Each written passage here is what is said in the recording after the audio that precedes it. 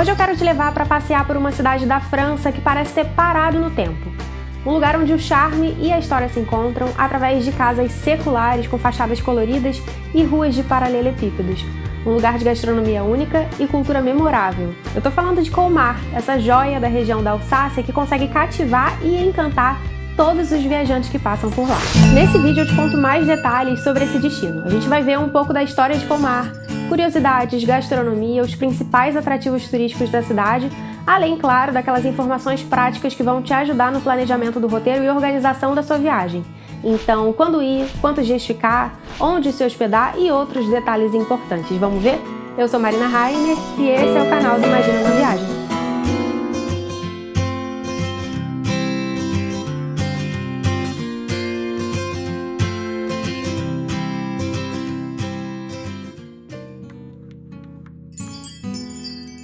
Então, para começar, Colmar é uma cidade francesa, mais precisamente da região da Alsácia, bem coladinha na fronteira com a Alemanha. E essa localização ela foi um fator importante para o desenvolvimento da cidade, já que ela acabou ali envolvida em muitas guerras e mudou de domínio por muitas vezes, quase sempre pipocando entre França e Alemanha. Em ordem cronológica, a coisa aconteceu resumidamente assim. A primeira menção a Colmar é feita no século IX e nessa época ela era parte do Sacro Império Romano-Germânico. Depois disso, no século XIII, ela ganha status de cidade imperial livre. No século XVII, ela é cedida à França ali como parte de um tratado que acabou com a Guerra dos 30 Anos.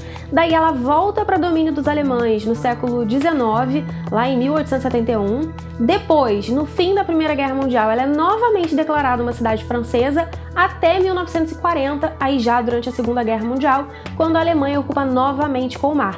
Ela foi a última cidade a ser recuperada com o fim da Segunda Guerra e essa batata quente aí de passar de um país para o outro acaba, pelo menos até agora, em 1945, quando ela é finalmente retomada pela França. Tudo isso fez com que ao longo dos séculos a história e cultura de Colmar se desenvolvesse a partir de uma mistura de aspectos franceses e alemães. Isso tudo na arquitetura, na gastronomia, nos costumes. Então, quando a gente passeia aí por Colmar, a gente consegue claramente perceber os toques dessas duas influências. E para mim, essa é uma característica que faz dela ainda mais especial. O mais bacana é que apesar de tantas disputas, a cidade foi muito cuidada, ela foi muito bem preservada. Ela não sofreu grandes ataques, como aconteceu ali com muitas outras cidades, tanto da Alemanha quanto da França, que foram total ou parcialmente destruídas ao longo do tempo e que hoje são uma versão refeita, uma versão restaurada. A velha Colmar, como é chamado ali o centro histórico da cidade, é hoje basicamente a mesma coisa que era lá atrás. As ruas estreitas de pedras, as casinhas em chamel, com as jardineiras ali nas janelas, vários detalhes de decoração que ornamentam ali as fachadas de todos os prédios. É realmente uma cidade linda, incrivelmente fotogênica e funciona como uma oportunidade de voltar no tempo e explorar uma vila europeia de séculos atrás.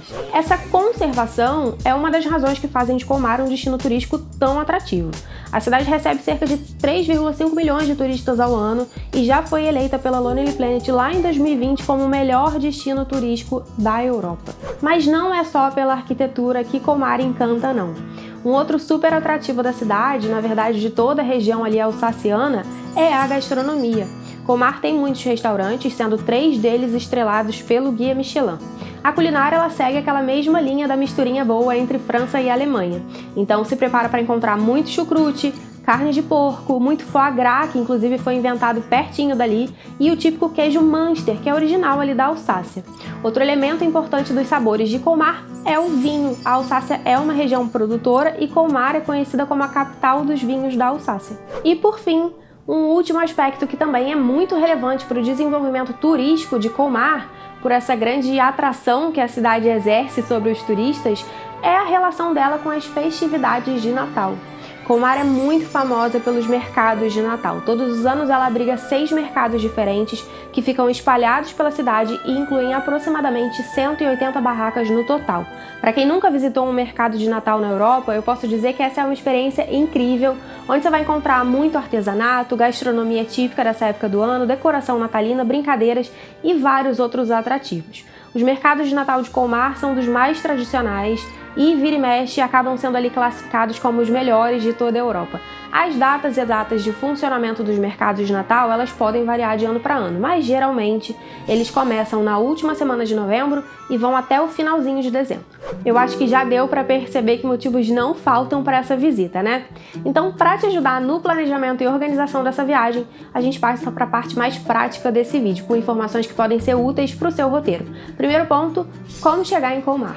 Bom, o acesso a Colmar é muito fácil. Para quem sai de Paris, os trens podem ser uma excelente opção, já que existe aí uma rota direta entre as duas cidades que é operada com trens de alta velocidade. O trajeto leva aproximadamente 2 horas e meia e o preço dos tickets, ele varia bastante ali a depender da antecedência da compra, da classe, do dia da semana, mas pode pensar aí nos 50 euros como um preço base para uma pessoa por trecho.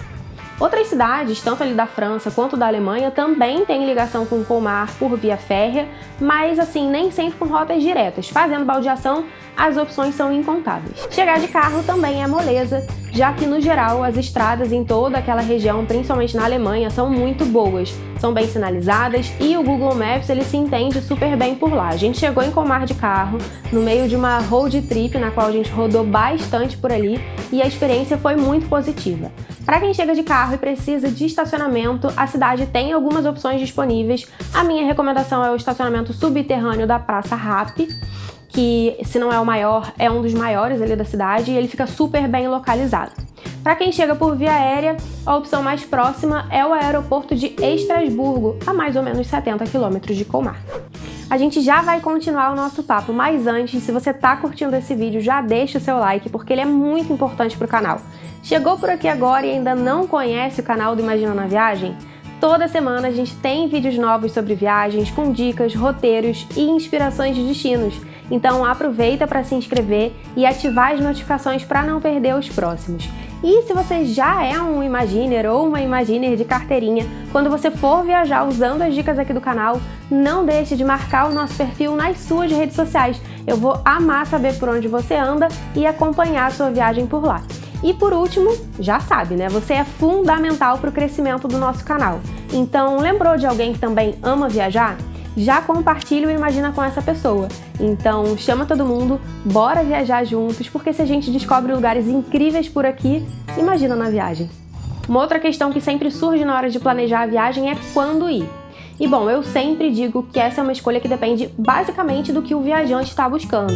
Colmar ela é uma cidade que pode ser visitada a qualquer época do ano e aí cada época vai ter as suas características e atrativos. Quem quer ver, por exemplo, os mercados de Natal, deve ir no final do outono ou no começo do inverno. Quem quer fugir do frio, pode escolher os meses de verão. Enfim, para cada expectativa existe uma escolha mais acertada. O que é importante que você saiba para fazer a sua escolha? Como Colmar está no hemisfério norte, as estações sempre vão ser opostas às nossas aqui no Brasil. Então, quando aqui é verão, lá é inverno, quando aqui é outono, lá é primavera e por aí vai. Verão e inverno, em geral, são épocas de maior movimento turístico, quando a cidade está ali mais cheia e, consequentemente, os preços também ficam mais altos, sendo julho o mês mais quente e janeiro o mês mais frio.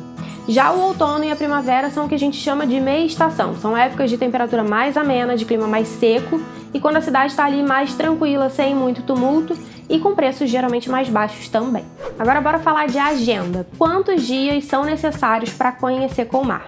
De novo, essa é uma pergunta que a resposta é muito particular e vai depender aí do quanto você quer aprofundar a sua experiência por lá.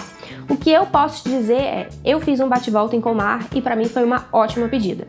Para essa parte da nossa viagem, a gente decidiu fazer base em Estrasburgo e já eu te falo mais sobre essa questão aí da hospedagem.